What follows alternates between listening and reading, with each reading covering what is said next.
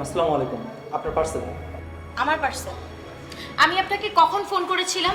আর এই পার্সেলটা ডেলিভারি দেওয়ার কথা কখন ছিল আপনার? ম্যাম আসলে রাস্তাঘাটে একটু সমস্যা, তো এই কারণে আসতে একটু লেট হয়ে গেছে। আপনার রাস্তাঘাটে সমস্যা সেটা তো আমি দেখবো না। আপনার রাস্তাঘাটে জ্যাম আছে না কি আছে, একটার পর একটা এক্সকিউজ আপনারা সবসময় দিতে থাকেন, কেন বলেন তো? ম্যাম আমি তো খুব বেশি লেট করিনি, মনে হয় 10 মিনিট একটু লেট হয়ে গেছে। প্লিজ ম্যাম, আমি আমার জায়গা থেকে সরি বলছি, প্লিজ। আমি তো এই খাবারটা নিব না।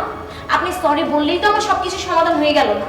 আপনাকে যখন আমি অর্ডার করেছিলাম খাবারটা, আপনি যদি তখন আনতেন তাহলে আমি খেতে পারতাম। আমি অলরেডি খাবার খেয়ে ফেলেছি। আমি দারোয়ানকে দিয়ে খাবার এনে তারপর খাবার খেয়েছি। আপনি নিয়ে যান আপনার খাবার, আর কোনো টাকাও দিতে পারবেন না। ম্যাম ম্যাম প্লিজ এমনটা করবেন না। আপনি যদি এমনটা করেন আমার কিন্তু অনেকটা লস হয়ে যাবে। আপনি বুঝতে পারছেন আমি এইটা করেই আর কি আমার পরিবারটা চালাই। ম্যাম আরে ভাই, আচ্ছা বিপদে বললাম তো আমি। আপনার কি সমস্যা হবে না হবে সেটা তো আমার দেখার দরকার নাই। আমি যখন আপনাকে বলেছিলাম খাবারটা আনার জন্য, আপনি আনেন না। আপনি অলরেডি 10 মিনিট লেট। আর এই 10 মিনিট কি আমি না খেয়ে বসে থাকবো নাকি? আপনি নিয়ে যান আপনার খাবার, যান। ম্যাম আপনি যদি 10টা মিনিট না... এই ছোট লোক, চুপ! কতবার তোকে বলবো এই খাবারটা আমি নিতে পারবো না, নিবো না? তোদের মতো ছোট লোকদের এই একটাই সমস্যা। তোদের মতো ছোট লোকদের এই একটাই সমস্যা। তোদেরকে কোনো কিছু বললে তোরা একটার পর একটা বাহানা বানাতেই থাকবে, বানাতেই থাকবে। ম্যাম আমি জানি তো আপনারা... কি হয়েছে? চিন্তা করছো কেন? আমি ওয়ার্ক ফ্রম হোম করছিলাম, আমি লাইভে কাজ করছিলাম, তোমার চিৎকার আমার বেরোয় আসতে হয়েছে কি? কি করবো বলো তো? আমি খাবারটাকে অর্ডার করেছি আরো কত ঘন্টা আগে, সে 10 মিনিট তো লেট। এর মধ্যে এই সমস্যা ওই সমস্যা, সে আমাকে একটার পর একটা বোঝাচ্ছে, আবার বলে সরি, আবার টাকা চাচ্ছে খাবারের জন্য। আমি কেন খাবার দিব? খাবার টাকা চাও। আমি দেখছি, আমরাও। কি হয়েছে ভাই, তুমি লেট করলে কেন? কি হয়েছে বলো তো আমাকে।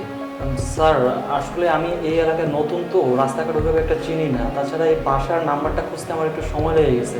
খুব বেশি একটা সময় লাগেনি। ম্যাডাম আমাকে এই খাবারটা অর্ডার করেছিল, আমি এটা দেওয়ার জন্য আসছিলাম, কিন্তু 10 মিনিট লেট হয়ে গেছে। তাতেই ম্যাডাম আমাকে অনেক ধরনের বকাঝকা করলো, বলছে টাকা দিবে না, খাবার নিবে না। এখন আপনি বলেন স্যার, আমার সাথে যদি এরকম করে, আমার তো একটা পরিবার চলে এই টাকা দিয়ে, তাই না? আমি কি করবো স্যার বলেন? আচ্ছা তুমি বলো তো, 10 মিনিট লেট করেছে, আমি কি এই 10 মিনিট না খেয়ে বসে থাকবো? আর আমি যেহেতু খাবার এনে খাবার খেয়ে ফেলেছি, তাহলে এই খাবারটা আমি কেন নিব? এই খাবারটা নিয়ে যে আমি টাকাটা নষ্ট করবো, কেন টাকাটা নষ্ট করবো বলো তো আমাকে? দেখো আপনি একটা বাইরের মানুষ, বাইরের মানুষের সামনে মাঝে মাঝে কিছু কথা না বললেই হয়।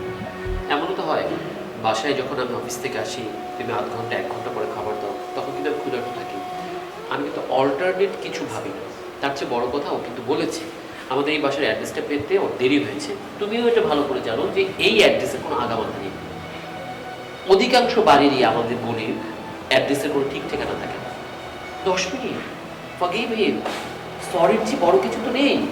একটা মানুষ যখন তোমাকে সরি বলে, তার মানে হচ্ছে সে নিশ্চয়ই অনুতপ্ত। তাছাড়া এই যে এদের অ্যাপগুলো বিভিন্ন সময় বিভিন্ন অ্যাড দিয়ে 10 মিনিটে খাবার দিয়ে দিবে, 5 মিনিটে খাবার দিয়ে দিবে, এটা জাস্ট আমাদের কাস্টমারকে আকর্ষণ করার জন্য। তোমার কি মনে হয় একটা খাবার রেডি করে 20 মিনিটে দেওয়া যায়, 25 মিনিটে দেওয়া যায়? তাছাড়া 10 মিনিট বদ্ধ একটা সময়। তুমি ওর সাথে এই ধরনের ব্যবহার না করলেই পারতে। দেখো আমাদের লাইফে আমরা এই শহরে চলতে গেলে প্রয়োজনে অপ্রয়োজনে জ্যামে থাকলে আমাদের বিভিন্ন সময় বিভিন্ন জায়গায় দেরি হয়। আমরা কিন্তু সরি বলি বা আমরা বোঝার চেষ্টা করি কেন দেরি হয়েছে। একটু হিট করবো ভাই, ওর হয়ে আমি সরি বলছি। ও যদি তোমার সাথে খারাপ বিহেভ করে থাকে, আই সরি ফর দ্যাট।